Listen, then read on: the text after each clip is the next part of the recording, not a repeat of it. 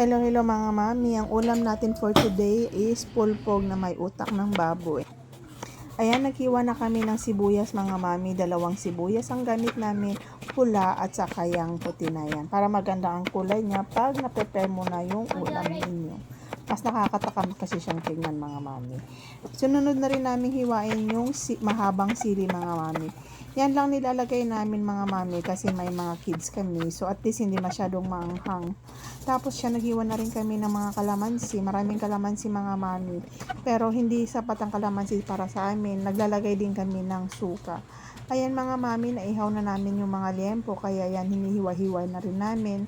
Naglalagay din pala kami ng atay ng baboy para mas malasa siya.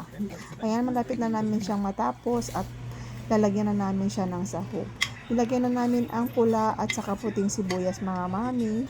Ayan, kahit mahal ang sibuyas ngayon, naglagay tayo ng maraming sibuyas mga mami kasi masarap talaga ang pulpog pag maraming sibuyas. Nilagay na rin namin ng siling green, yung mahabang sili na to. Tapos nilagay na rin namin yung utak ng baboy na may kalamansi. Tapos naglagay na rin kami ng kunting paminta para at least mas malasa siya. Ayan, binuhos na namin yung natitirang kalamansi. Tapos naglagay kami ng asin and then naglagay kami ng kunting suka. Siyempre, Ilocano tayo mga mami, hindi mawawala ang suka sa mga luto natin. Ayan, halu-haluin lang siyang mabuti at saka tikman na natin kung tama ang timpla natin.